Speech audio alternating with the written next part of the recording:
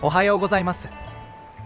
旧日光街道徒歩旅3日目の朝、天気は晴れです。2日目の終了地点であるここ古賀駅から旅を再開します。現在の時刻は午前6時50分となります。今日の目標は宇都宮宿。道中7つの宿場を駆け抜けるおよそ40キロの強行軍になります。フルマラソン並みの距離を歩き切り、日没までに餃子にありつけるのか。自分の足との過酷な交渉がいよいよ始まります。長い一日、ぜひ最後まで見届けてください。それでは出発します。古賀の駅前を歩いてくると、2日目のゴール地点が近づいてきました。あそこにポツンと佇む本陣跡の秘跡、見えますか？2日目はあそこに着いた瞬間、安堵感で膝が笑っていたのですが、一晩明ければ不思議とまた歩きたくなるものです。さあ、この交差点を右へ。ここから再び歴史の主幹道、旧日光街道へと合流します。宇都宮まで続く長い長い一本道。3日目の徒歩旅、いよいよここからリスタートです。さて、見過ごしてしまいそうな街角に江戸時代のナビゲーションシステムが姿を現します。160年以上前、文久元年に建てられた常夜灯を兼ねた道しるべです。刻まれている文字をよく見てください。左日光道、そして右筑波道。そう、ここは徳川将軍が眠る聖地へと続く道と、名峰筑波山へと向かう信仰の道が分かれる運命の分岐点なんです。正直、ここを右に曲がって筑波と言われても、今の街並みからはピンときませんよね。でも地図を広げてみると納得です。古賀宿の真東には今も変わらず筑波山がそびえています。スマホも看板もなかった時代、旅人にとってこの小さな石柱は暗闇を照らす明かりであり、迷いを断ち切る唯一の道しるべでした。さあ、私たちは迷わず左、日光への道を進みましょ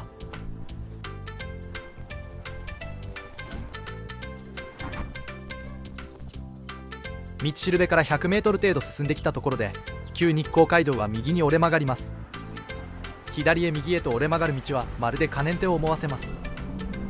少し寄り道をするためまっすぐ進みます。城下町としての面影を残す古賀藩の武家屋敷跡に立ち寄ります。旧日光街道からすぐの場所にあります。日光街道9番目の宿場町として栄えた古賀ですが、実は古賀城を擁する城下町としての顔も持っていました。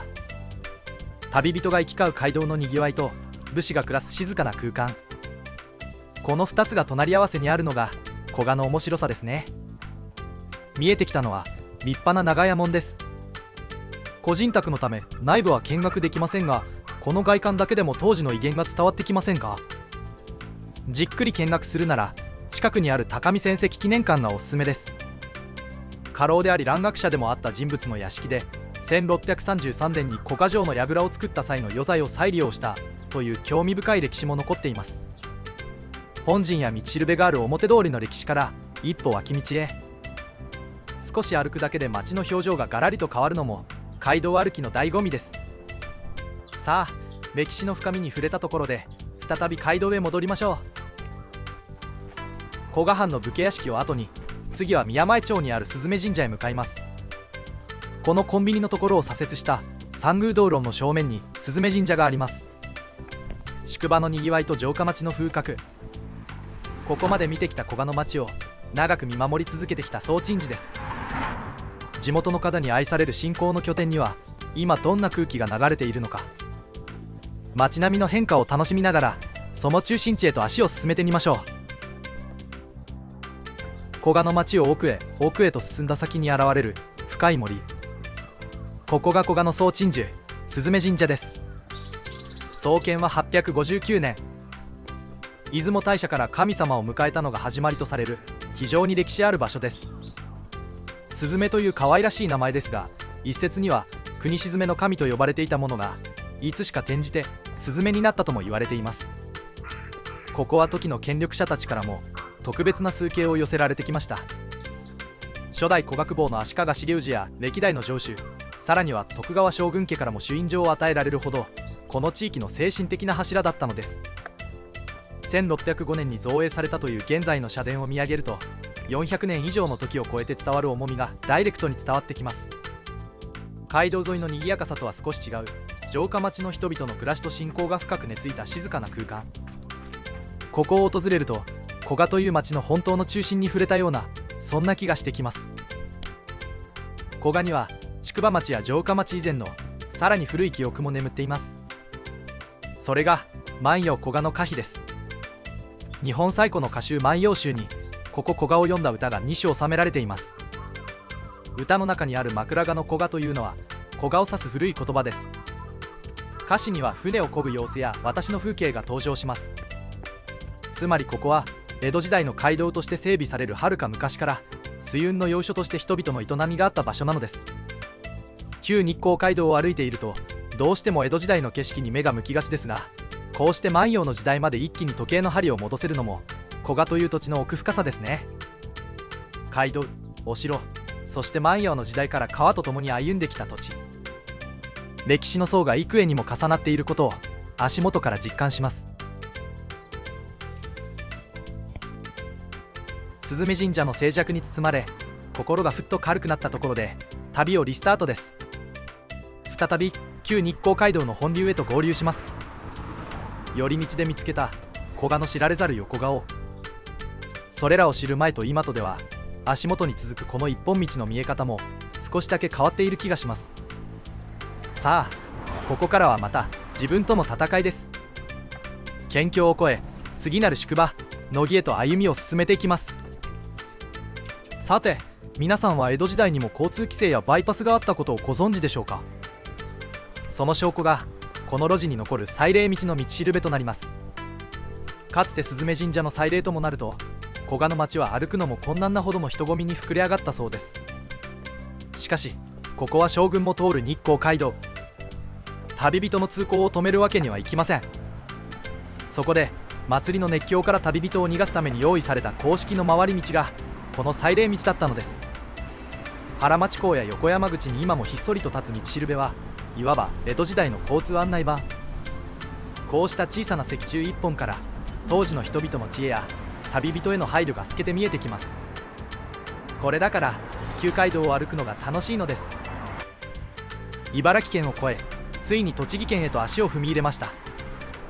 その境目で私たちを待ち構えているのがこの一の鳥居です。今日は先を急ぐ旅ゆえここでお辞儀をして先へ進みます。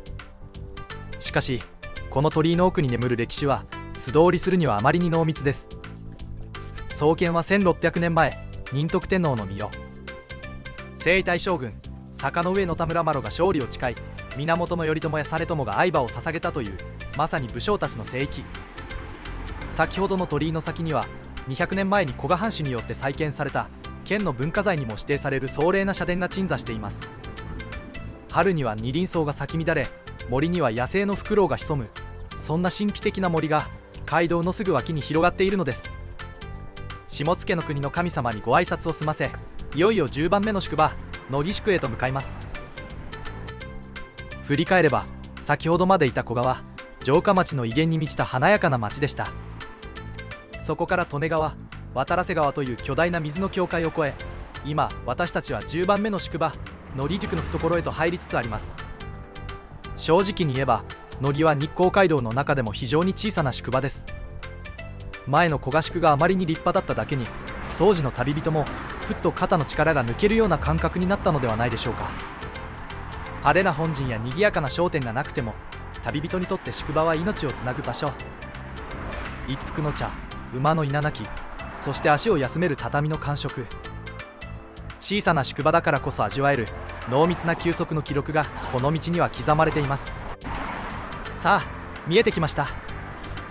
乃木宿の入り口木戸跡です。かつての旅人がここからが宿場だと気持ちを切り替えた見えない境界線となります。そして木戸跡の傍らに佇む馬頭観音の石碑にも注目をしてください。過酷な街道を共に歩き、時には力尽きた馬たちの供養、そして旅の安全への祈り。道端の石一つに当時の人々の切実な願いが凝縮されています。派手な門構えは残っていなくても、ここに立つだけで日光道中の旅がまた一歩確実に関門を越えたという実感がこみ上げてきます。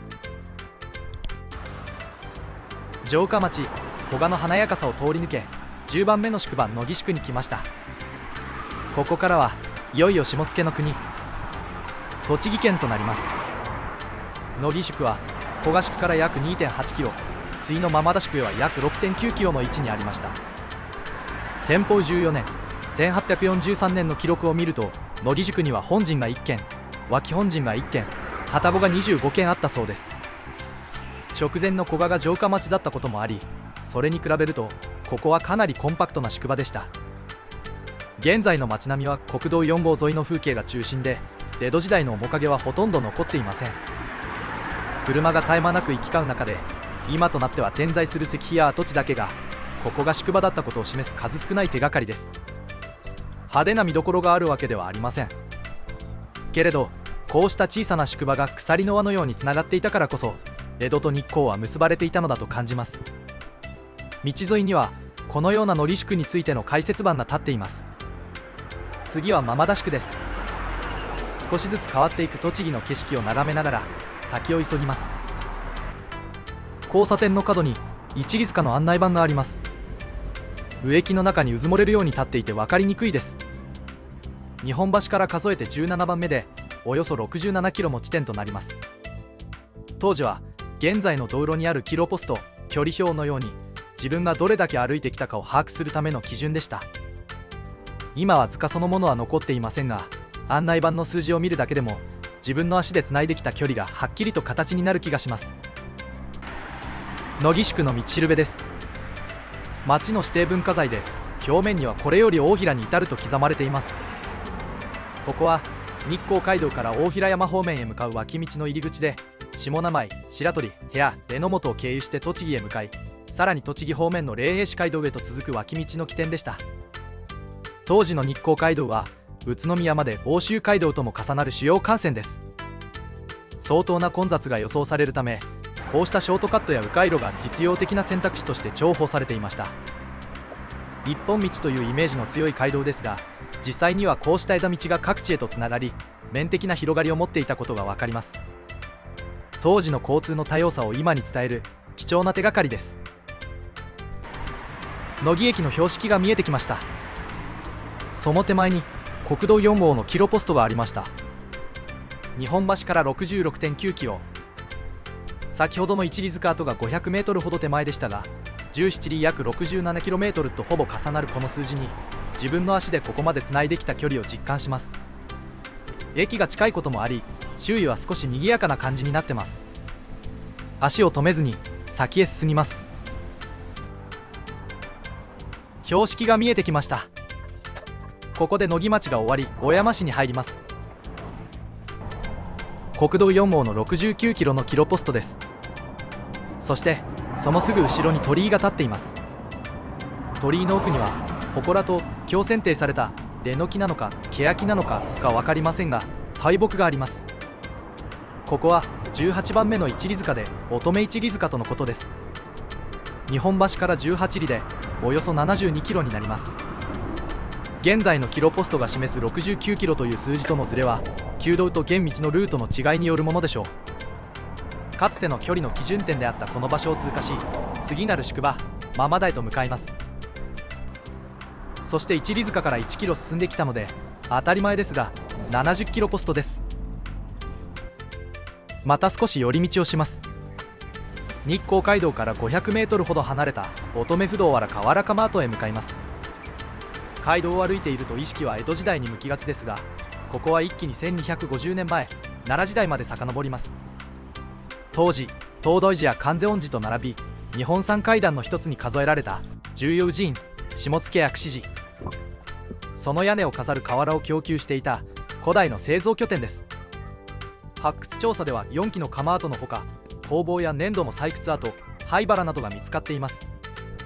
出土した蓮の花や唐草文様の瓦は下野薬師寺や国分寺のものと共通しており、ここが当時の最先端の衣装を生み出す現場だったことを裏付けています。現在は史跡公園として整備されていますが、かつてはここで粘土を掘り形を整え木を入れるという全工程が行われていました。江戸の宿場歩きの途中で不意に現れる古代の生産現場となります。こちらが平釜跡です。乙女不動藁で見つかった窯の中でも実際に瓦を並べて焼成していた遺構になります。成形された粘土瓦はこの空間で高温の炎にさらされ、作られた瓦は下野や櫛地なども大寺院へと送り出されていきました。奈良時代の巨大な伽藍を支えたいわば屋根瓦の生産ラインがここにあったことが平窯の構造模型です。復元された窯の一部は切り取られ、地下に作られた窯を断面で見られるように瓦の焼き方を視覚的に理解できる設計になっています。ただ粘土を焼くだけでなく、火の周りを計算した配置や精密な温度管理など当時の高度な職人技術がうかがえます。1250年前のものづくりの合理性を断面から観察できる興味深い遺構です。そしてこちらが瓦集積場の跡です。多くの瓦の破片が見つかっていることから焼き損じた瓦や完成した製品を一時的に集めておいた場所と考えられています。工房の跡です。採掘された粘土を瓦の形に整えていく、いわば製造のメインステージですね。市の資料でも窯跡や粘土採掘工と並んでこの工房の存在も確認されています。ここで作られていたのは蓮の花や唐草をあしらったデザインの瓦などもありました。それらは下野や櫛地や国分寺など名だたる寺院で見つかったものと同じ特徴を持っています。職人たちが実際に手を動かし形を生み出していた場所となります。粘土採掘工の跡です。瓦の原料となる粘土はこの場所から掘り出されていたとされています。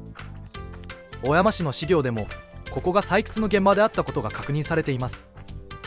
掘って形を整え、そして焼く。瓦作りにおける一番最初の工程がこの足元から始まっていたんですね。土の広場です。瓦を窯で焼く前までの工程、粘土の採掘、保管、調合、熟成から形成までが行われていた場所だったようです。こうした瓦作りの原点である土を感じられる場所となります。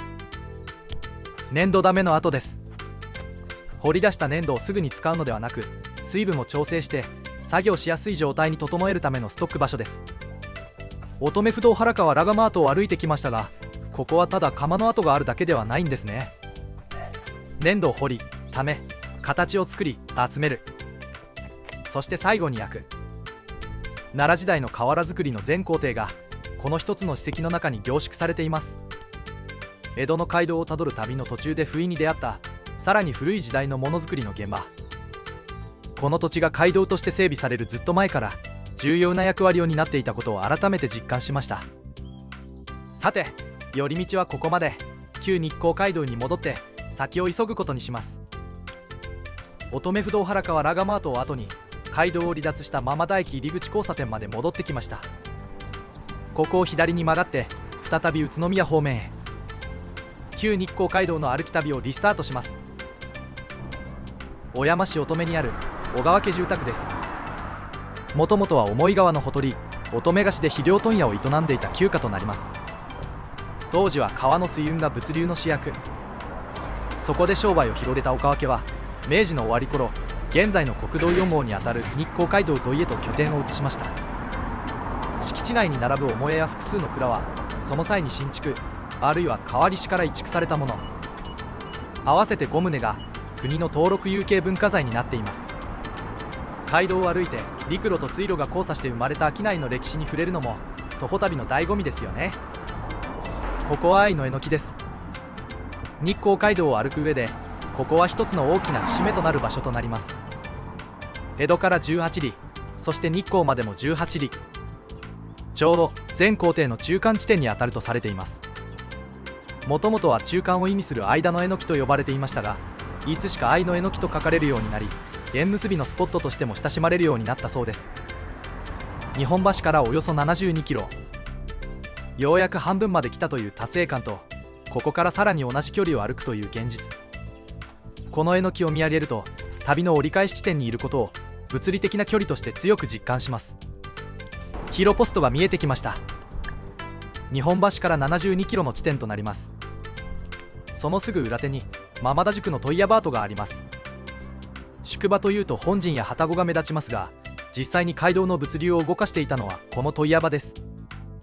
次の宿場へ荷物を送るための人足や馬を手配する、いわば街道の運行管理センターのような場所でした。日光街道の中間地点であるこの場所で人や馬が入れ替わり、バトンもつなぐようにして旅は北へと続いていったのですね。問屋バートから少し歩いたところにまた案内板があります。今度はママダ宿の本陣跡です。本陣は大名や幕府の役人など身分の高い方々が宿泊や休憩に利用した特別な施設でした。江戸と日光のちょうど中間に位置するママダ宿は日光へ向かう大名や旗本にとっても旅の疲れを癒す重要な拠点だったのではないでしょうか。現在は建物こそ残っていませんが、この案内板がかつてここが宿場の中心としてにぎわっていたことを今に伝えています。正面に見えているのは小山駅です。駅前上町の交差点に差し掛かったところです。ここはそのまま通り抜けてさらに北へと足を進めていきます。小山宿を抜けて北へ進むと、この先で道は木沢の追い分けに差し掛かります。そこはちょっと特別な分岐点みたいです。かつて旅人たちはここで宇都宮方面へ進む日光街道と壬生鹿沼を経て日光へ向かう壬生道、いわゆる日光西街道との分かれ道に立ちました。当時の道しるべには右奥州左日光と刻まれていたといいます。今は車が行き交う日常の道ですが、江戸時代にはここで旅人が足を止め進む道を選んでいた。そう思うとこの何気ない分岐点にも街道の記憶が静かに残っているように感じます。木沢の追い分けからすぐのところで県道265号から分かれて旧日光街道は右側へと入っていきます。再び旧街道らしい落ち着いた狭い道になりますね。さて小山を過ぎると日光へ向かう道は一つだけではありませんでした。先ほど通り過ぎた追い分けからは宇都宮方面の日光街道とは別に壬生鹿沼を通って今市へ抜ける日光西街道が分かれていました。しかもこの道宇都宮を経由するより少し短いルートなんです。当時の旅人にとって道を選ぶということは距離、宿場、あるいは自分の体力と相談することでもあったのかもしれません。実はこの小山という土地、徳川家にとってはかなり特別な場所だったようです。関ヶ原の戦いの直前、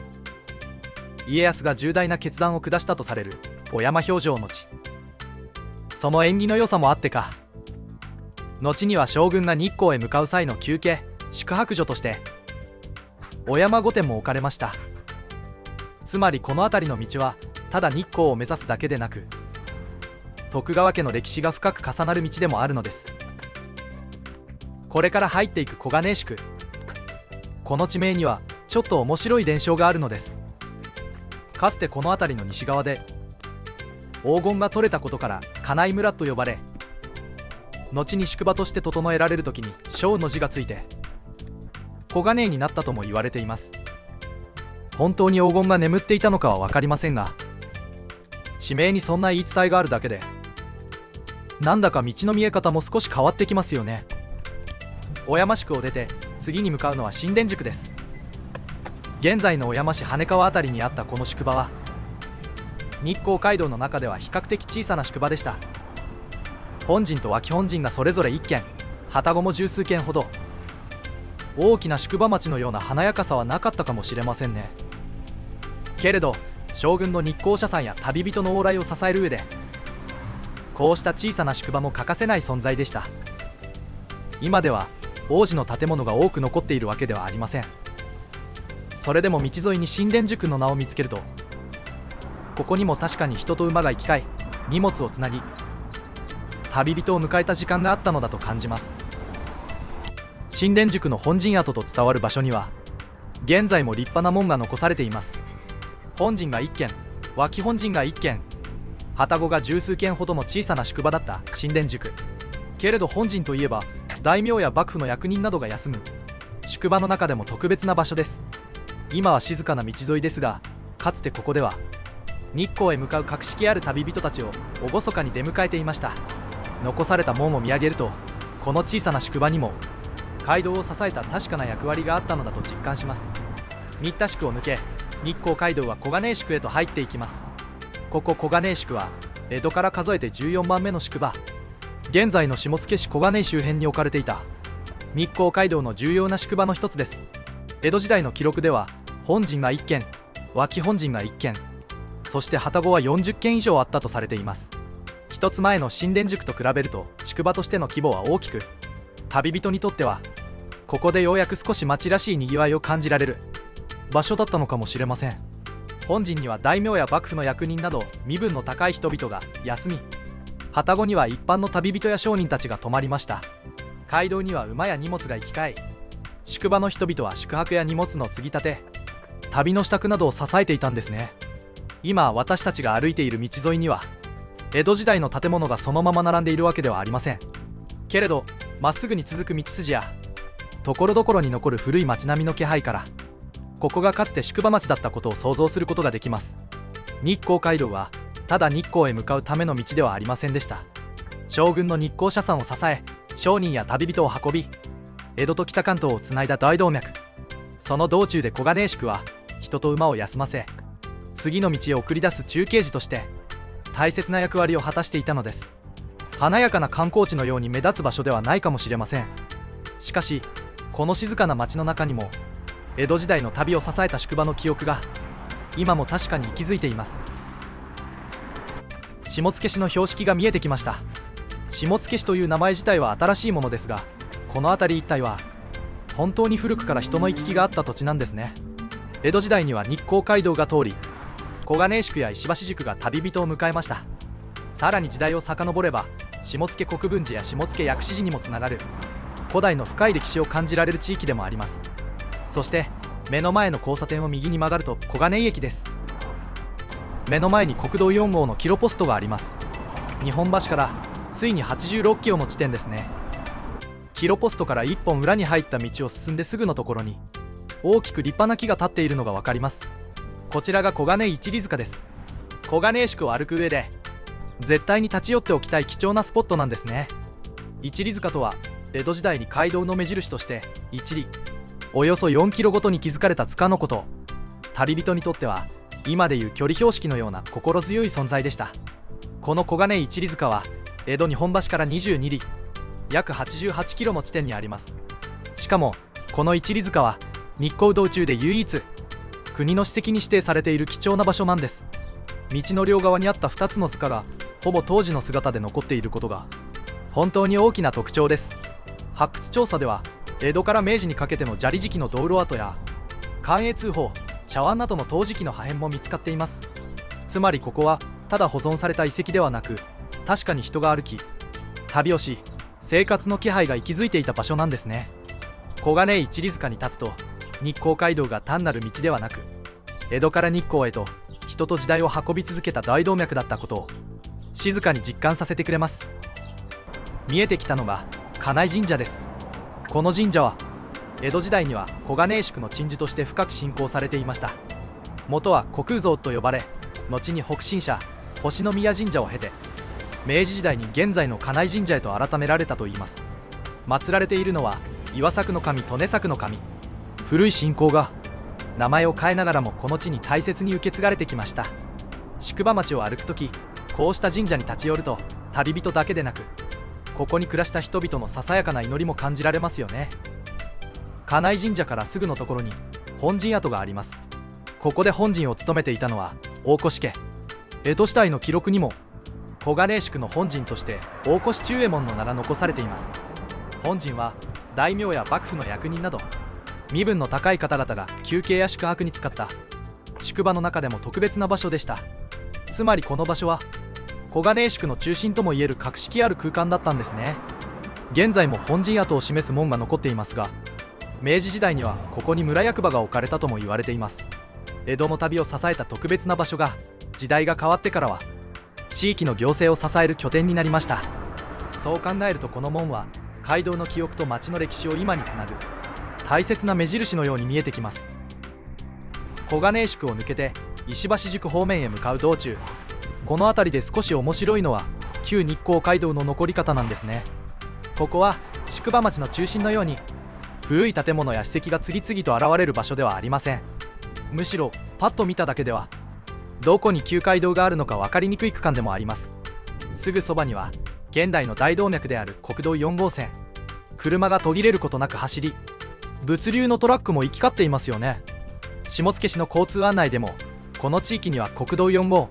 新4号国道、 JR 宇都宮線など首都圏と東北地方を結ぶ大きな交通軸が南北に通っているとされています。つまり今も昔も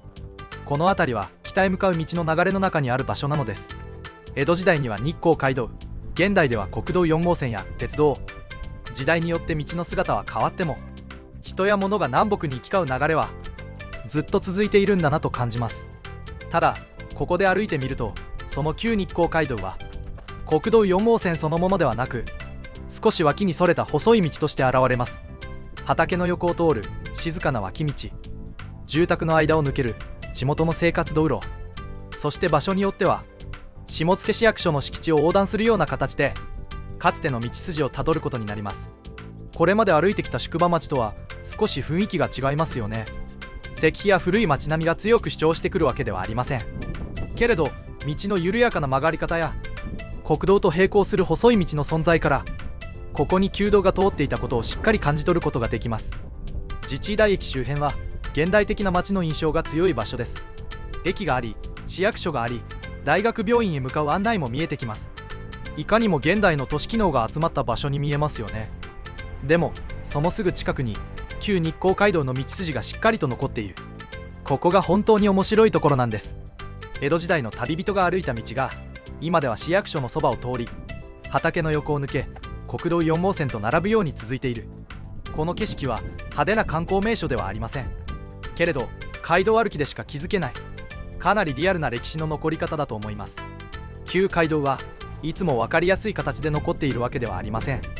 時には大きな道路に吸収され、時には住宅地の中に紛れ、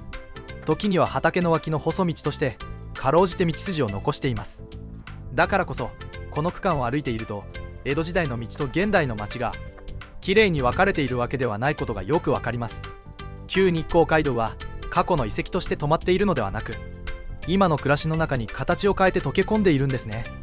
小金井宿から石橋宿へ向かう途中、自治医大駅周辺で見えるのはまさにその姿です。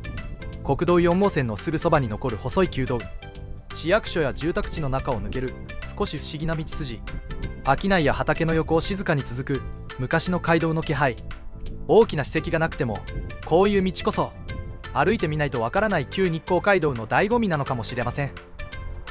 県道138号を越えて旧日光街道はさらに北へと続いていきます。この辺りの道は宿場町の中心とは少し雰囲気が違いますよね。左手には田畑が広がり、目立った史跡や古い建物が次々に現れるわけではありません。けれどこういう何気ない道にこそ旧街道歩きの面白さがある気がします。下野市は関東平野の中でも高低差の少ない平坦な土地で、古くから人の暮らしと農地が広がってきた地域です。市の資料でも河川沿いの低地には水田、大地上にはかんぴょうの原料となる夕顔畑が広がる豊かな農業景観の土地として紹介されています。江戸時代の日光街道は将軍の日光社参だけの道ではありませんでした。人が歩き、馬が荷を運び、農村と宿場をつなぐ日々の暮らしの道でもあったんですね。今歩いているこの道もまさにそんな風景です。大きな石碑がなくても田畑の横をまっすぐ進む細い道筋にかつての街道の気配が静かに残っています。この先には旧日光街道赤道と示された看板があります。現代の道路として新しく整備された道ではなく、昔から地域の中で使われてきた道筋が今もかろうじて残っている場所です。派手な見どころではありません。でも国道や県道から少し外れたこの静かな道を歩いていると、旧日光街道が単なる歴史上の道ではなく、今の田園風景の中に優しく溶け込みながら続いていることを実感させてくれます。下野市薬師寺のあたりで少し気になる看板に出会いました。これより赤道です。通行は自己責任でお願いします。最初に見ると赤い道、あるいは何か特別な危険地帯のようにも感じますが、ここでいう赤道は赤道と読みます。赤道とは昔から農道や生活道として使われてきた離道のこと。道路法の適用を受けない、いわゆる法定外公共物と呼ばれる道です。つまり現代の道路としてきれいに整備された道ではないけれど、かつて人が通り地域の中で使われてきた古い道筋なんですね。そしてこの看板のそばには旧日光街道の文字も見えます。私はここを右に曲がり国道4号に戻るルートを選択しました。道が悪そうだったので直進するのはやめました。旧日光街道は全てが舗装道路や観光名所として残っているわけではありません。時には畑の脇道になり、時には林の中の細道になり、そして時には赤道としてかろうじて昔の道筋を今に伝えています。ここは派手な史跡ではありません。でも江戸時代の道が現代の地図の隙間にそっと残っていることを感じさせてくれる、いかにも旧日光街道らしい魅力的な場所です。下石橋の旧日光街道沿いには関宿城の大手門が移築されたと伝わる門があります。関宿城は現在の千葉県野田市にあったお城で、利根川や江戸川の水運を抑える重要な拠点でした。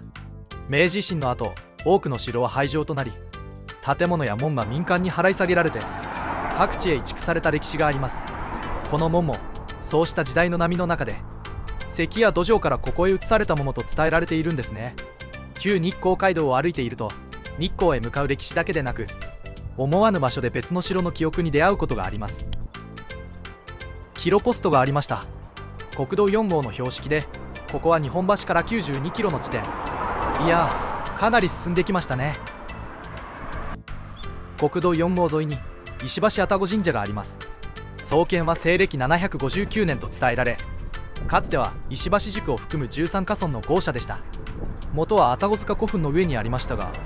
鉄道の工事によって現在地へ移されたといいます。交通の歴史とともに歩んできた石橋の古い記憶です。どうやら標識を見ると石橋駅が近くにあるみたいですね。駅の数でいうと、ここからスズメの宮、そして宇都宮、ゴールの宇都宮も近く感じますが、実はまだ15キロ近くあるんです。そしてキロポストが見えてきました。日本橋から93キロの地点です。93キロポストのすぐ近くに石橋宿本陣跡の標柱が立っています。本陣は大名や幕府の役人など身分の高い方々が休憩や宿泊に使った特別な場所。かつてはここが石橋宿の中心として多くの人でにぎわっていたんだろうなと感じます。国道4号の通り沿いに本陣跡の石踏みが残っています。ここで本陣を務めていたのは小倉半右衛門、名主や年寄りも兼ねた宿場の中心的な人物だったと言われています。本陣といえば大名や幕府の役人などが休む宿場の中でも特別な場所となります。スズメの宮駅前交差点の一角に旧仮本陣足明があります。本当に風格のある見事な高麗門ですね。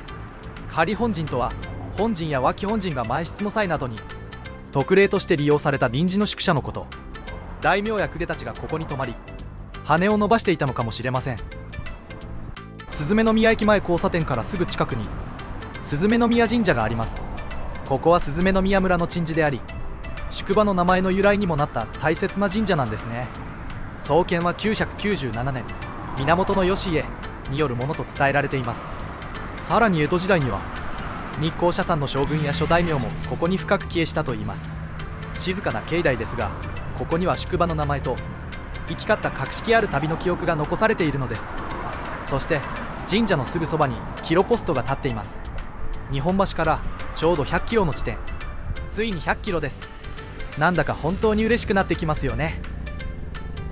スズメの宮神社から宇都宮方面へ国道4号を進むと一里という名前の交差点があります。かつて江曽島一里塚があったとされる場所なんですね。日本橋から数えて26里目、約104キロの道のりを歩いてきました。現在一里塚は残っていませんけれど、交差点名やバス停名に残る一里という言葉がかつてここが街道の距離を刻む目印だったことを静かに伝えています。そして東京街道という標識が見えます。この東京街道という名前は宇都宮市内で使われている道路の愛称になっているみたいですね。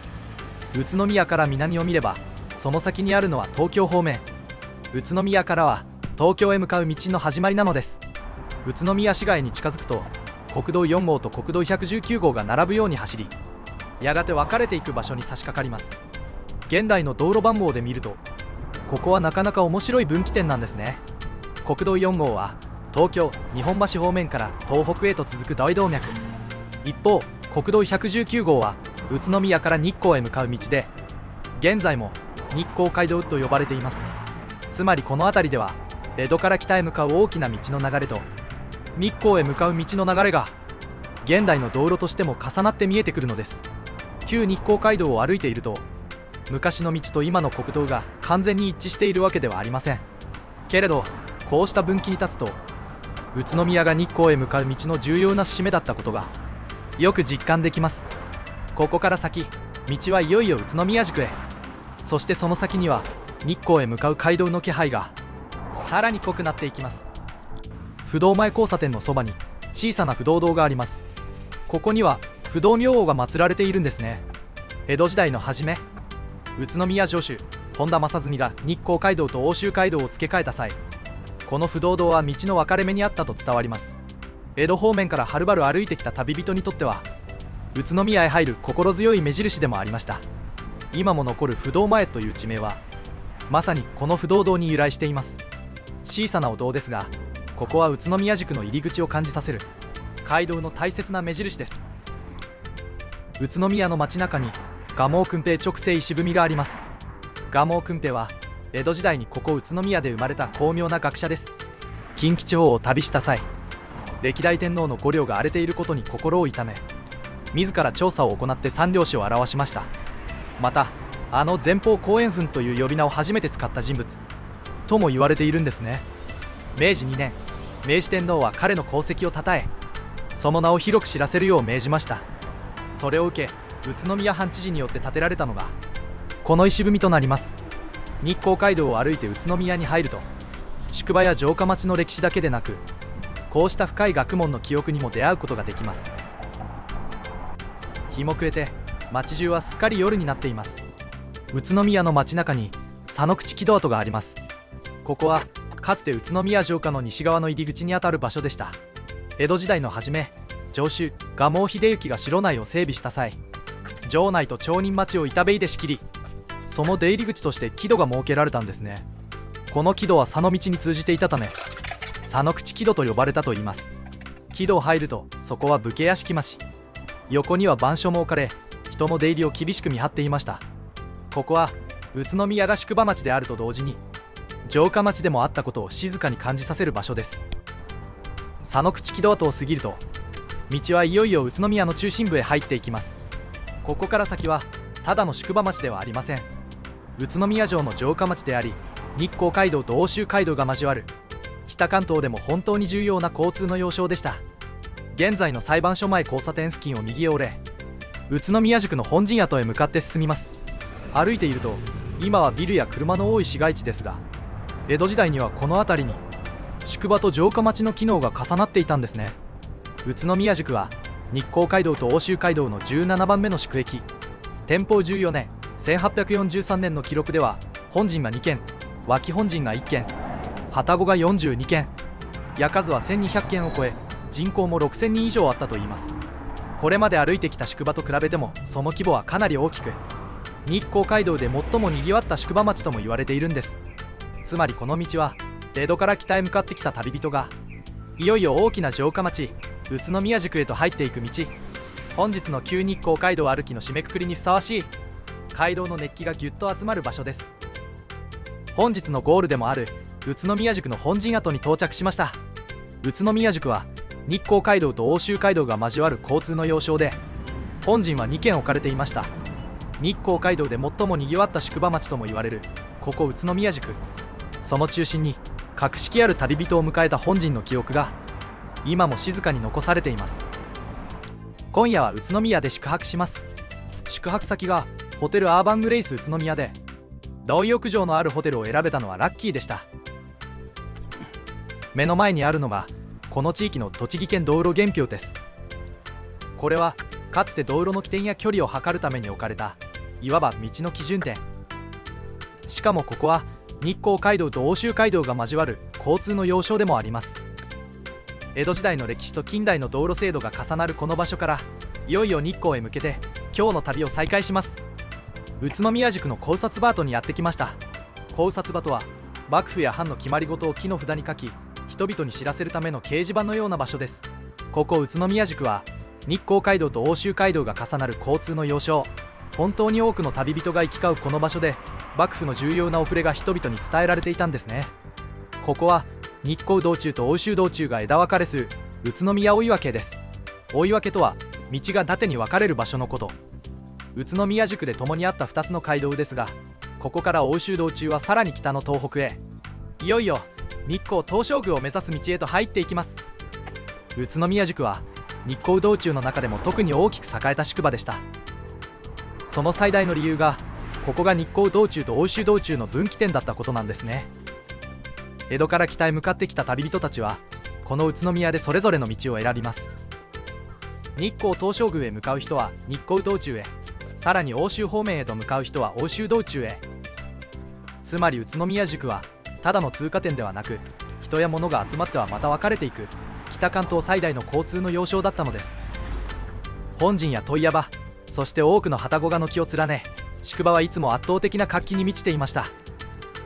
ここから先、私たちは奥州方面を見送り、日光東照宮へとまっすぐ続く道を進んでいきます。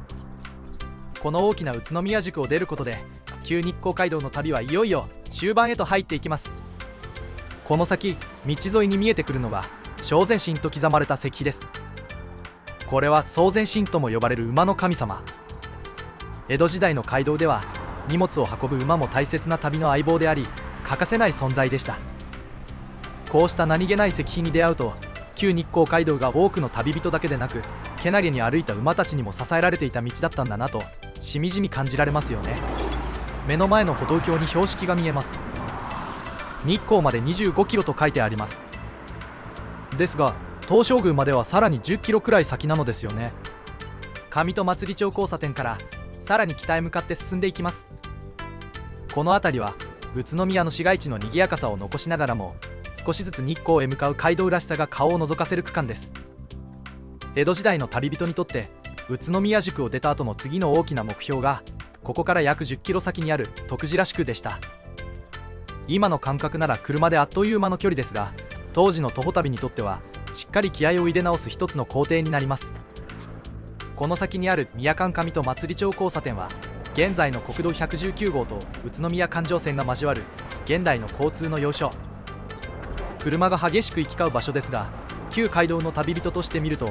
ここから先道の印象がまた一段と変わっていくんですね。賑やかな市街地を抜けて、やがて美しい並木道へ。そして行く手には少しずつ日光の山々が迫ってきます。何気ない移動区間に見えて、宇都宮宿から徳次良宿への旅の流れがここから本格的に始まっていきます。宮間上戸祭町交差点を過ぎると、日光街道はまた少し表情を変えていきます。ここから北へ日光市の山口付近まで長く続くのがこの日光街道桜並木です。約16キロにわたって山桜などおよそ1500本が植えられていて、桜名所100選にも選ばれているんですね。日光街道といえばどうしても杉並木の印象が強いですが、ここ宇都宮からの区間ではまずはこの美しい桜並木が旅人を迎えてくれます。春には見事な桜のトンネルとなり、花が散る頃には街道全体がピンクの花びらに包まれる、そんな幻想的な風景が広がるそうです。江戸時代の歴史ある街道に近代に植えられた桜の景色が鮮やかに重なる、まさに日光へと向かう道の大きな見どころです。宇都宮を出ると旧日光街道の旅はいよいよ終盤へ入っていきます。ここから先はただ北へ進む道ではありません。江戸から日光東照宮へ向かう日光道中の後半戦です。江戸時代、この街道を歩いた人たちは今のようにスマホで距離を確認することはできませんでした。そこで目印になったのが一里塚です。一里塚は一里およそ4キロごとに築かれた塚で、旅人に現在地と距離感を知らせる役割がありました。これから向かう上戸祭の一里塚は江戸日本橋から28里目、距離にするとおよそ112キロです。日光道中全体は江戸から日光まで36里余り。つまりこの辺りまで来ると旅はもうかなり日光に近づいていることになります。現代の道路を歩いているとどうしても車の流れに目が向きます。でも道端に残る一里塚を意識すると、この道がかつて徒歩の旅人たちのための道だったことを思い出させてくれます。宇都宮城下を離れ、次の徳次良宿へ。この何気ない道の上にも日光を目指した人々の足跡が重なっています。宇都宮市野沢町の辺りまで来ると、宇都宮の市街地から少しずつ離れ、旧日光街道は徳次良宿へ向かう道の途中に入っていきます。この周辺で注目したいのは光明寺です。光明寺はもともと文禄年間1500年代の終わり頃に野沢の石塚に極東院として建立されたのが始まりと伝えられています。さらに徳川家光が日光参詣をした際、この辺りで茶を設けたというお茶屋とも伝わっています。何気ない街道沿いの風景に見えても、ここは日光へ向かう将軍や旅人が通った道。宇都宮を出た旅は少しずつ日光参詣の道らしさを増していきます。目の前に標識が見えてきました。日光まで21キロとのことです。でも東照宮まではさらに10キロほど先となります。この辺りは縁石があるとはいえ、この歩道を歩くのは少し心細さがありますね。農業試験場入り口の交差点あたりまでやってきました。この周辺は何か大きなお堂や宿場跡があるわけではないのですが、宇都宮宿から次の徳次良宿へと向かう当時の面影を残す大切な道筋です。宇都宮宿から徳次良までは2里18町、およそ 10.5 キロ。江戸時代の旅人たちにとっては宿場から宿場へと足を進めたまさに一日の歩みの途中でした。そして現在この周辺には栃木県の農業試験場があります。明治28年1895年に農事試験場として始まって以来、イチゴをはじめとするさまざまな新品種の育成や栽培技術の改善など、栃木の農業を130年以上も支え続けてきた先進的な施設のようです。かつての旅人が歩いた旧街道の道筋に、近代から未来へと続く農業研究の風景が静かに重なっています。このような時代の重なりも歩いているからこそ見えてくる面白さなのだと思います。宇都宮インター入り口交差点を過ぎると、左手に田畑が広がり、景色が一気に開けてきました。宇都宮宿を離れ、旧日光街道は次の徳次良宿へ向かって進んでいきます。この辺りで印象的なのが、現代の高速道路と昔から続く街道沿いの風景が重なるところです。宇都宮市の農業では水稲を中心に麦類や大豆なども作られています。目の前に広がる田畑もただの空き地ではなく、今も地域の暮らしを支える生産の場です。江戸時代の旅人も宿場と宿場の間ではこうした農村の風景を見ながら日光を目指していたのかもしれません。そしてこの先にあるのが高野林の一里塚。先ほどの上戸祭りが日本橋から28里目、ここはその次の29里目です。一里進んだだけ、そう聞くと短く感じますが、徒歩旅ではおよそ4キロの積み重ねがかなり重く感じられます。高速道路なら一瞬で過ぎる距離を、昔の旅人は景色を見ながら足で刻んでいました。この場所には現代のスピードと江戸時代の徒歩の感覚が同じ日光街道の上に重なっています。こちらは宇都宮市水道今市水系第6号接合制です。大正4年1915年に作られた近代水道の施設で、今市方面から宇都宮へ水を送る送水管の水圧を調節する役割がありました。現在は国登録有形文化財にも登録されています。旧日光街道に沿うように水の道もまた宇都宮へ続いていたのです。赤レンガの姿が街道沿いに残る近代化の記憶を伝えています。山王団地入り口交差点を過ぎると、杉並木に加えて左手の景色が再び開けてきます。田畑の向こうには山並みも見え、日光へ近づいている空気が少しずつ濃くなってきました。そしてこの左手の景色の中には、かつて神社鉄道徳次郎駅があったとされています。神社鉄道とは名前の通り、人が小さな車両を押して走らせる鉄道です。今の感覚で考えると少し不思議ですが、明治から昭和初期にかけてこの地域では石材や人を運ぶためにこうした神社鉄道が使われていました。宇都宮周辺では大谷石をはじめとする石材の輸送が重要で、鉄道や軌道はその運搬を支える大切なインフラでした。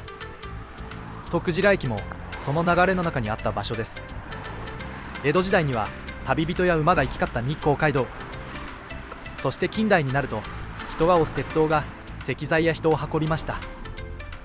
今歩いてこの道を進んでいますが、この周辺には徒歩の道、石を運ぶ道、そして日光へ向かう道が時代を超えて重なっているように感じます。しばらく歩いてくると、旧日光街道はいよいよ徳次良宿のエリアへ入っていきます。徳次良宿は江戸から数えて日光道中18番目の宿場です。ただこの宿場が少し面白いのは、一つの町だけで成り立っていたわけではないところです。徳次良宿は下徳次良、中徳次良、上徳次良という3つの宿で一つの宿場として扱われていました。さらに問屋場の仕事も月ごとに分担していたとされます。上旬は中徳次良、中旬は上徳次良、下旬は下徳次良。つまり宿場の役割を3つの地区で分け合っていたのです。今歩いているこの辺りはそのうちの下徳次良宿にあたる場所です。そしてこの周辺で目に入るのが私塾明王院です。明王院は江戸時代末期の安政5年1858年に修験者であった外久慈要人が開いた私塾、いわば寺子屋のような場所でした。宿場町というと本陣や旅籠、問屋場など旅人を支える施設に目が向きます。でもその町に暮らす子どもたちが学ぶ場所もありました。街道沿いには旅人のための道だけではなく、そこに住む人々の日常もあったのです。そして明王院の近くには下徳次良宿仮本陣跡があります。本陣とは大名や公家など身分の高い人が9泊するための施設です。仮本陣はそれを補う役割を持った場所で、下徳次良宿の仮本陣跡は問屋場も兼ねていたとされています。問屋場は人足や馬の手配、荷物の継ぎ立てなど宿場の交通機能を支える中心的な場所でした。つまりこの辺りには旅人を迎える宿場の機能と地域の子どもたちを育てる学びの場がすぐ近くに並んでいたことになります。ここは中徳次良宿跡です。徳次良宿は下、中、上の3つで1つの宿場として機能していました。中徳次良はその名の通り三宿の中央にあたる場所です。宿内には問屋場兼本陣や脇本陣、考察場が置かれていたとされ、日光道中18番目の宿場の一角を担っていました。中徳次良宿から少し歩いたこの先に店蔵、小日野屋があります。店蔵とは店舗と住居を兼ねた像造りの建物のことです。旧小日野屋は明治初期に創業した商家で、肥料や穀物などを扱い2008年頃まで営業していたとされています。江戸時代の宿場町だった徳次郎は明治以降も人や物ら行き交う道沿いの町として続いていきました。この建物には地元の徳次郎石が張り石として使われています。宿場町の名残と地域の石材文化が重なる場所でもあります。旧日光街道を歩いていると、江戸時代の本陣跡だけでなく、こうした近代の商家からも街道沿いで続いてきた暮らしの記憶が見えてきます。目の前に標識が見えてきました。日光まで16キロ。でも東照宮まではさらに10キロほど先となります。先は長いです。徳次良宿の近くにある智勝神社です。智勝神社と読み、宝亀9年778年に日光二良山神社のご神体を千勝森に誕生したのが始まりと伝えられています。この神社で特に目を引くのが参道に立つ2本の大きな欅です。寄り添うように立つ姿から夫婦欅と呼ばれ、樹齢はおよそ700年。2本とも高さは約40メートルにもなり、昭和29年には栃木県の天然記念物に指定されました。さらに近年では地域で大切に受け継がれてきた歴史文化資源として宇都宮市民遺産、宮遺産にも認定されています。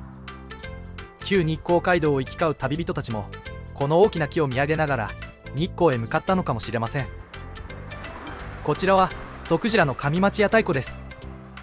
徳次良では智勝神社の祭礼に合わせて上町を含む6つの地区の屋台が繰り出されてきました。これらの屋台は宇都宮市の有形民族文化財に指定されている彫刻屋台です。竜や獅子、鳳凰などの彫刻が施された屋台からは宿場町として栄えた徳次良の祭りと暮らしの記憶が感じられます。不入街道入り口交差点を渡ると石灘一里塚跡があります。ここは江戸日本橋から数えて30番目の一里塚跡とされる場所です。先ほどの高野林が29里目でしたから、また1里分日光へ近づいたことになります。そしてこの交差点の名前にもある不入街道は塩谷田不入方面へ続く道。日光街道を歩いているとこうした分かれ道からかつて地域の道が複雑につながっていたことも見えてきます。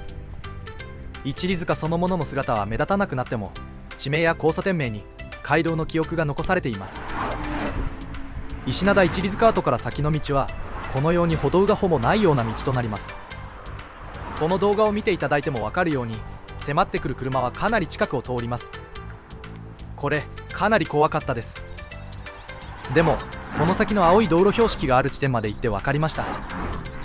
草で分からなかったのですが、左側はこの草の上に道があったのですね。気がつかず怖い思いして歩いていました。ただの草の壁と思っていました。さて、日光まで13キロとのことです。でも東照宮まではさらに10キロほど先となります。このまま右側を通行するのは怖いので左側に移動します。なるほど、こんな感じの道になっていたのですね。上り下りはありますが、ものすごく安心して歩くことができます。実は初日からかかと周辺に豆ができ始めていました。そして今は左足のかかと周辺に2個、右足のかかとに1個の豆ができています。応急処置だけした状態で歩いています。なので痛みをかばいながらぎこちない感じで歩いています。体力的には何の問題もないのですが、唯一この豆だけが今回の旅の邪魔をしてくれています。しばらく歩いていると痛みを忘れることができます。しかし休憩して再開すると痛みも再開してしまいます。こんな感じの状態で歩いています。こちらは宇都宮市水道今市水系の第5号接合水です。今市方面から宇都宮へ水を送る送水管の途中に設けられた施設で、水圧を調整する役割がありました。日光街道にほぼ沿うように約25キロの水の道が宇都宮へ続いていたのです。先ほどの第6号接合水と合わせてみると、街道沿いには人の道だけでなく近代の水道インフラも重なっていたことが分かります。第5号接合水を過ぎてさらに日光街道を進んでいきます。先ほどの接合水は今市方面から宇都宮へ水を送る近代水道の施設でした。つまりこの道沿いには江戸時代の街道だけでなく近代になってからの水の道も重なっていたことになります。そしてこの先にあるのが原坪の馬力神です。馬力神とは馬の守り神、あるいは愛馬の供養に関わる石碑として栃木県内にも多く見られるものです。今の私たちは荷物を運ぶといえばトラックや車を思い浮かべます。でもかつての街道では人の移動だけでなく荷物の運搬にも馬の力が欠かせませんでした。宿場では人足や馬を手配し、荷物を次の宿場へ継ぎ立てていきます。日光街道を支えていたのは旅人だけではありません。馬を扱う人、荷を運ぶ人、そして道沿いで暮らす人々。小さな石碑ですが、馬力神はそうした街道交通の裏側を今に伝えています。近代の水道施設である接合井から馬の信仰を伝える馬力神へ。この短い区間にも水の道、馬の道、そして日光へ向かう旅の道が時代を超えて重なって見えてきます。さて、道路標識には日光まで11キロとあります。しかし東照宮まではさらに10キロほど先となります。見えてきたのは占い地蔵です。お願い地蔵とも呼ばれ、体の悪いところと同じ場所に赤い布を巻くとご利益があると伝えられています。また前にある丸石を持ち上げ軽く感じれば願いが叶うとも言われています。街道沿いに残る素朴な信仰の場所です。この辺りには上小池の一里塚があったとされています。江戸日本橋から数えて31里目、石灘一里塚からさらに1里分日光へ近づいた場所です。ただ実際に歩いた時にははっきりと一里塚を見つけることはできませんでした。調べてみると案内板などはなく分かりづらい場所で、東側の塚は失われ西側の塚だけが残るとされています。こうした見えにくくなった街道の痕跡も旧道歩きのリアルな一場面です。道路脇に日光市の標識が見えてきました。ここまで宇都宮を出発し徳次良宿を越え、いくつもの一里塚跡をたどってきました。そしてついに目的地の名を持つ日光市へ入ります。ただの市境の標識ですが、徒歩旅で見るとその重みが全く違います。日光東照宮まであと少し。旅はいよいよ終着点へ向かって進んでいきます。日光市に入ってすぐ左手の景色が大きく開けてきました。田畑の向こうには遠くの山並みが見えてきます。日光といえばやはり東照宮の印象が強いかもしれません。ですがもともとこの地は山そのものを信仰の対象としてきた場所でもあります。その代表的な存在が標高2486メートルの男体山です。日光連山を代表する山で、山頂には日光二良山神社の奥宮があります。田畑の先に山が見えるこの風景を眺めていると、日光がただの観光地ではなく古くから山岳信仰の地であったことを自然と感じさせてくれます。道路標識に日光の社寺の文字が見えてきました。日光の社寺とは日光東照宮、日光二良山神社、そして日光山輪王寺を中心とした日光山内の社寺群のことです。1999年には世界遺産に登録され、国宝9棟、重要文化財94棟を含む貴重な建造物群が今に残されています。江戸から続く日光道中の終着点がいよいよ現実の景色として近づいてきました。こちらは日光街道の並木寄進碑です。日光杉並木は徳川家の家臣だった松平忠綱によって寛永2年1625年から20年以上の歳月をかけて植えられたとされています。そして慶安元年1648年に日光東照宮へ寄進されました。この石踏みはその植樹の完成と寄進を記念して建てられた石碑です。石踏みは新京の近くと日光街道、霊平市街道、会津西街道の境界地点に合わせて4カ所建てられています。つまりここは日光杉並木が東照宮へ捧げられた道だったことを今に伝える場所なのです。ここから日光街道の風景はいよいよ大きく変わっていきます。目の前に続いているのは日光杉並木、日光街道、霊平市街道、そして会津西街道の3つの街道にまたがって続く総延長およそ37キロの杉並木です。車で通ればあっという間に過ぎてしまう道かもしれません。でも徒歩でこの杉並木に入ると印象は全く変わります。一本一本の杉が大きく道の両側から覆いかぶさるように立っています。日差しは少し弱まり、空気も静かに変わっていきます。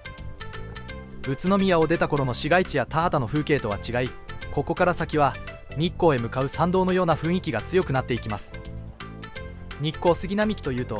美しい街道風景として見てしまいます。ですが実は東照宮へ向かう道として整えられた巨大な奉納の道でもありました。江戸時代の旅人もこの杉並木に入った時、同じように日光が近いと感じたのかもしれません。日本橋を出発し、いくつもの宿場を越え、川を渡り、町を抜け、そしてここまで来た。その長い道のりの終盤にこの杉並木が現れる。そう考えるとこの景色は単なる街路樹ではなく、旅人にとって日光の入り口を知らせる大きな合図だったようにも思えてきます。大沢郵便局の近くから再び杉並木に入ります。この日光杉並木を語る上で欠かせない人物がいます。それが徳川家に仕えた松平正綱です。松平正綱は徳川家康、秀忠、家光の3代に仕えた人物で、家康への深い忠誠心を持っていたとされます。日光杉並木はこの松平忠綱によって植えられたものと伝えられています。植樹が始まったのは江戸時代初期の寛永年間。そこから20年以上の歳月をかけて日光へ向かう街道沿いに杉が植えられていきました。そして慶安元年1648年、徳川家康の33回忌にあたる年にこの杉並木は日光東照宮へ寄進されたとされています。つまりこの杉並木は単に旅人のための木陰として植えられたものではありません。東照宮へ捧げられた巨大な奉納の並木でもあったのです。日光東照宮には徳川家康が祀られています。その東照宮へ向かう道に長い年月をかけて杉を植え、参道として整える。これは一人の家臣が徳川家の忠義を形にしたとても大きな事業でした。今私たちが歩いているこの道の両側に立つ杉はただ自然に生えた木ではありません。江戸時代の人々の思いによって植えられ、守られ、受け継がれてきたものです。だからこそこの杉並木には普通の並木道とは違う重みであります。車の音が聞こえる現代の道路沿いにあっても、木々の奥には徳川の時代から続く記憶が残っているように感じます。こちらは宇都宮市水道今市水系の第3号接合井です。今市方面から宇都宮へ水を送る送水管の途中に設けられ、水圧を調整する役割を持っていました。日光街道に沿って続いていたのは人が歩く道だけではありません。近代になるとこの街道沿いには宇都宮へ水を届ける水の道も通っていたのです。普通に通過してしまいましたが、多分ここが水無し一里塚だと思います。江戸時代、この道を歩いたのは大名行列だけではありません。日光東照宮へ参拝する人々、荷物を運ぶ人、馬を引く人、商人、僧侶、そして各地を旅する人々、多くの人がこの日光街道を通っていました。当時の旅は今のように便利なものではありません。道は舗装されておらず、天候にも大きく左右されます。夏は暑く、冬は寒く、雨が降れば足元はぬかるみます。そんな中で街道沿いに続く杉並木は旅人にとって大きな存在だったはずです。強い日差しを遮り、風を和らげ、そして道の行く先を示してくれる。一里塚が距離を教えてくれる目印だとすれば、杉並木は道そのものを包み込む大きな目印だったのかもしれません。そして徒歩で歩いてみると分かるのですが、同じ杉並木でも景色は少しずつ変わります。まっすぐに伸びる区間、道が緩やかに曲がる区間、少し暗く感じる場所、突然光が差し込む場所、車で通ると一瞬で過ぎてしまう変化も歩くと一つ一つ感じることができます。江戸時代の旅人たちもこうした小さな変化を見ながら日光へ向かったのでしょう。疲れた足で歩きながら長い旅の終盤にこの並木が続いている。そう考えると日光杉並木は単なる景観ではなく、旅人の心を目的地へ導く道だったようにも思えます。日光杉並木はただ古いだけの道ではありません。国の特別史跡であり、特別天然記念物でもあります。この2つの指定を同時に受けているのは日本で唯一とされています。つまり日光杉並木は江戸時代の街道文化を伝える歴史的な場所であり、長い年月を生き続けてきた杉そのものも貴重な存在なのです。さらに日光杉並木は世界一長い並木道としても知られています。総延長はおよそ37キロ、現在もおよそ1万2000本の杉が残るとされています。これだけ長い並木道が江戸時代から現代まで受け継がれてきたというのは、それだけで驚くべきことです。もちろん昔の姿がそのまま完全に残っているわけではありません。台風や落雷、道路整備、車の排気ガス、根の傷みなど、杉並木は長い年月の中で多くの影響を受けてきました。それでもこの道が今も残っている、それは地域の人々や行政が守ろうとしてきたからでもあります。日光杉並木を歩くということは江戸時代の街道を歩くことであり、現代まで守られてきた文化財の中を歩くことでもあります。ただ美しいから残っているのではありません。残す価値があると考えられてきたから今もここにある。そう思うとこの杉並木の一本一本がより大切な存在に見えてきます。この先に少し不思議な杉があります。桜杉と呼ばれる杉の木です。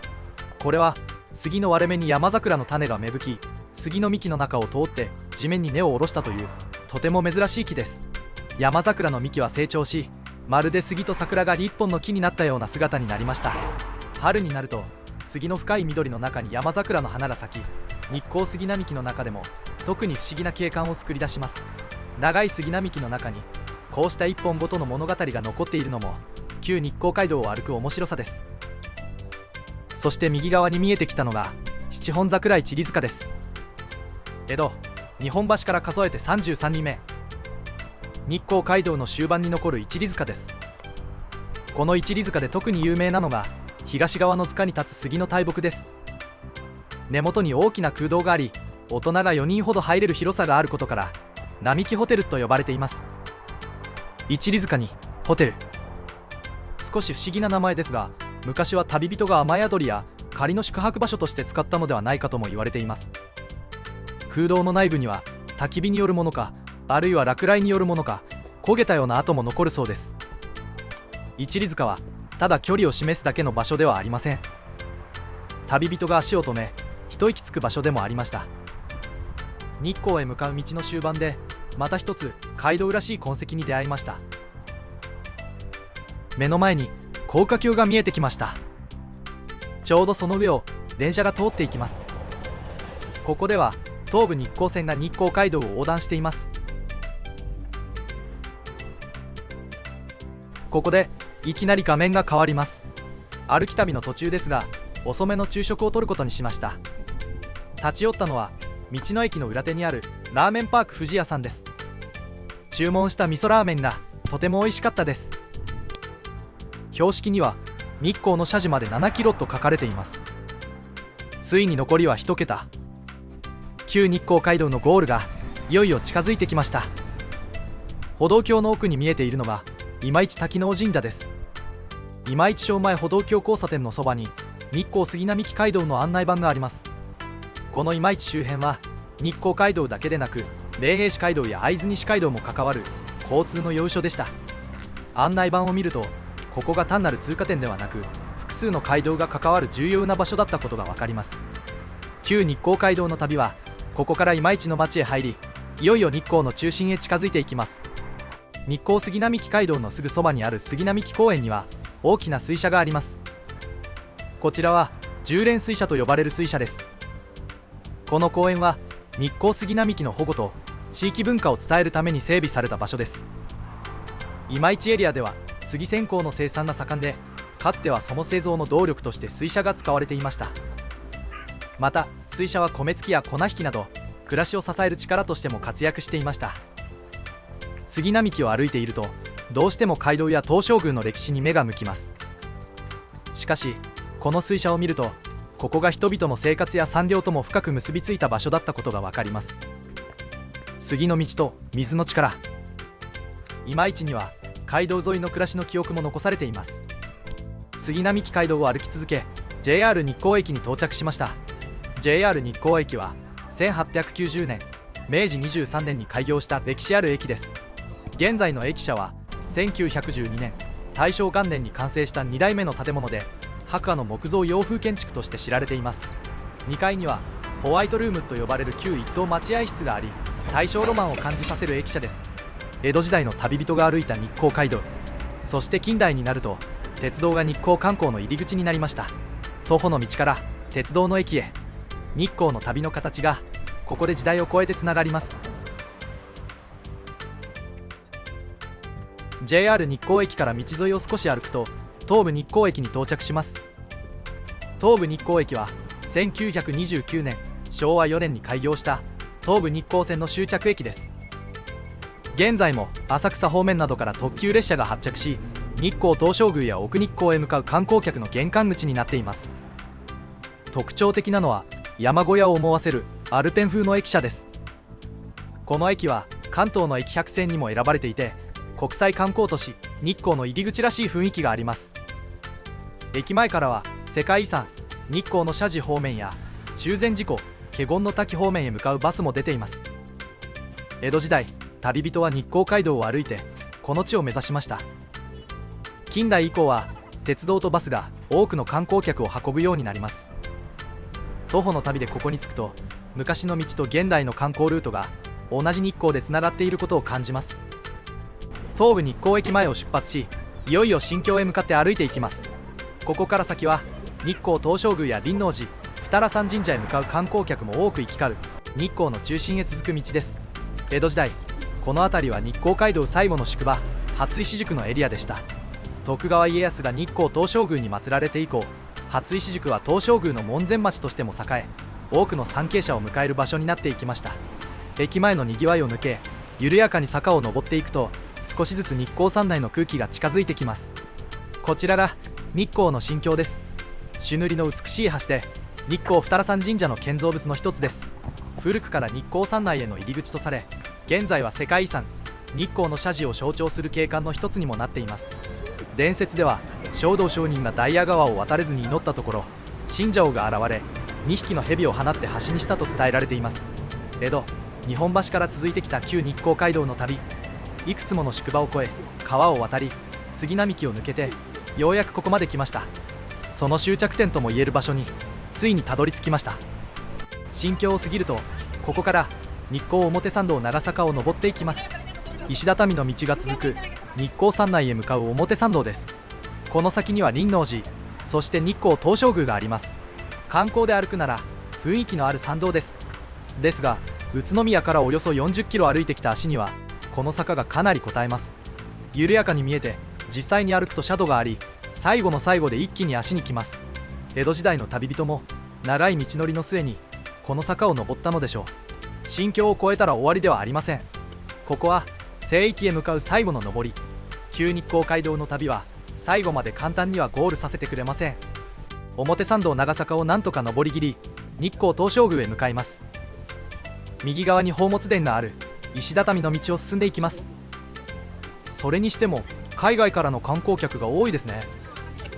江戸時代には全国から多くの参詣者が日光を目指しました。そして今は世界中から観光客がこの場所を訪れています。時代は変わっても日光が多くの人を引きつける場所であることは変わらないのかもしれません。突き当たりを右に曲がると正面奥に日光東照宮があります。奥の方にかすかに一の鳥居が見えています。ついに今回の旅のゴールとなる日光東照宮に到着しました。すでに拝観時間を過ぎていたため残念ながら中に入ることはできませんでした。江戸日本橋を出発し、宿場を越え一里塚をたどり、杉並木を抜け、最後は表参道長坂を登ってきました。宇都宮からここまでおよそ40キロ。最後の坂はかなりきつかったですが、その分この場所に着いた瞬間の達成感は大きいです。江戸から日光へ長い道のりを自分の足でたどる旅、旧日光街道徒歩旅、これにてゴールです。とここで本来なら動画を終了する予定でした。ですが今回は日を改めて日光東照宮を訪れましたので、その時の動画を使用します。ここからは後日撮影した映像で旧日光街道の終着点である日光東照宮を少し歩いていきます。まず正面に見えてきたのが日光東照宮の一の鳥居です。正式には石鳥居と呼ばれ、元和4年1618年に筑前福岡藩主の黒田長政によって奉納されました。石材は九州から船で運ばれ、さらに陸路を使ってこの日光まで運ばれたとされています。江戸時代にこれだけ大きな石を遠く九州から運んできたと考えると、この鳥居だけでも東照宮がどれほど特別な場所だったのかが伝わってきます。鳥居をくぐるといよいよ日光東照宮の境内へ入っていく感覚が強くなります。続いて見えてくるのが五重塔です。この五重塔は慶安3年1650年に若狭小浜藩主の酒井忠勝によって奉納されました。その後火災に遭いましたが、文政元年1818年に同じ小浜藩主の酒井忠之によって再建されています。朱色を基調とした塔は周囲の緑の中でもひときわ目を引きます。日光東照宮というと陽明門や眠り猫の印象が強いかもしれませんが、この五重塔も境内に入ってすぐに目に入る重要な見どころです。ここから先は拝観料が必要となるため受付で購入します。平日の9時で受付にはこのくらいの人が並んでいます。拝観券はオンラインで事前購入可能なので、この場でスマホから購入しました。7番の団体受付でチケットを受け取ります。受付横の階段を上り、最初にくぐる大きな門が表門です。表門は日光東照宮で最初に現れる門で、左右に仁王像が安置されていることから仁王門とも呼ばれています。ここをくぐると華やかな社殿群が少しずつ姿を現していきます。一の鳥居から五重塔、そして表門へ。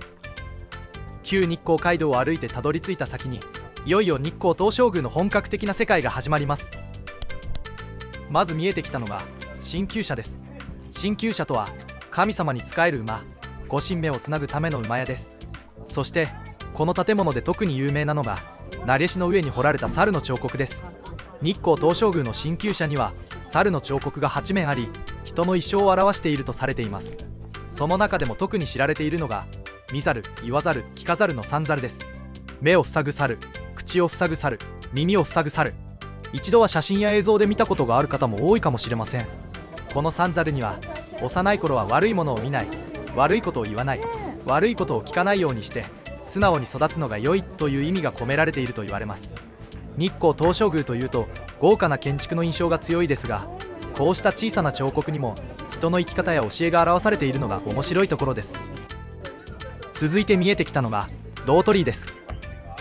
石畳の参道の先に立つこの鳥居をくぐると、いよいよ東照宮の中心部へ近づいていく感覚があります。鳥居というのは俗世と神聖な場所を分ける境界でもあります。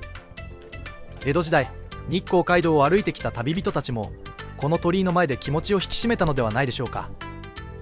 長い道のりを越えてようやくたどり着いた日光東照宮。その境内を一歩ずつ進んでいくと、ただの観光地ではなく徳川家康を祀る聖域へ入っていくような雰囲気が感じられます。そして日光東照宮を代表する建築の一つ、陽明門です。白を基調とした門に金色や極彩色の装飾が施され、細部までびっしりと彫刻で埋め尽くされています。陽明門はいつまで見ていても見飽きないことから日暮れの門とも呼ばれています。実際に目の前に立つとその意味が少しわかる気がします。正面から見るだけでも圧倒されますが、柱、梁、屋根の下、左右の細かな彫刻まで見ていくと視線の置き場がなくなるほどです。人物、動物、名獣、植物、さまざまな彫刻が重なり合い、門全体が一つの巨大な美術作品のようにも見えます。旧日光街道を歩いてきた旅の終着点にこれほど豪華な門が現れる。江戸時代の旅人にとってもこの景色は特別なものだったはずです。長い距離を歩いてきた先にこの陽明門を見上げた時、日光東照宮にたどり着いた実感はかなり大きかったのではないでしょうか。陽明門をくぐった先にあるのが唐門です。唐門は御本社の正面に立つ門で、全体が白く塗られた非常に美しい門です。陽明門が豪華絢爛な迫力を見せる門だとすれば、唐門はより近くでじっくり見たくなる品格のある門という印象があります。白い胡粉で塗られた門の表面には中国の故事に基づく人物や細かな装飾が施されています。この奥にある御本社は日光東照宮の中でも最も重要な場所です。つまり唐門は東照宮の中心へ向かうさらに奥の境界に立つ門とも言えます。続いて向かうのは眠り猫です。小さな彫刻ですが日光東照宮を代表する見どころの一つです。眠り猫は左陣五郎の作と伝えられ、牡丹の花に囲まれてうたた寝をしているような姿で彫られています。陽明門や唐門のような大きな建築と比べると驚くほど小さな存在です。どこにあるのだろうと探しながら見上げると、そこに静かに眠る猫がいます。日光東照宮には竜、明獣、人物などの彫刻がたくさんあります。その中で眠り猫はどこか穏やかで静かな時間を感じさせる彫刻です。この眠り猫の先は奥宮へと続いています。ここからは華やかな社殿を見て歩く場所から徳川家康の墓所へ向かう道へと変わっていきます。石段を登っていくと少しずつ空気が落ち着いていくように感じます。そして長い石段の先に奥宮の拝殿があります。奥宮は拝殿、居抜門、そして御宝塔からなる徳川家康の墓所とされる場所です。旧日光街道を歩いてきた旅の終着点として考えると、この場所にはとても大きな意味があります。江戸から続く道は徳川家康が祀られるこの場所へ人々を導く道でもあったのです。東照宮内を一通り拝観し、受付のところまで戻ってきました。受付前はこんな感じで人は並んでいませんでした。ちなみに時間は9時40分頃だったと思います。もしかすると平日はこのくらいの時間に来るのがおすすめなのかもしれませんね。江戸日本橋から日光東照宮へ、宿場を越え一里塚をたどり、杉並木を抜け新京を渡り表参道の坂を登ってきました。その道の先にあったのが徳川家康を祀るこの場所です。旧日光街道を歩いてきたからこそ日光東照宮の見え方も少し変わった気がします。単なる名所として見るのではなく、江戸時代の人々が目指した信仰の終着点としてこの場所を感じることができました。これで後日撮影の日光東照宮案内は終了です。そして江戸日本橋から続いた旧日光街道徒歩旅もこれで本当のゴールとなります。最後までご視聴いただきありがとうございました。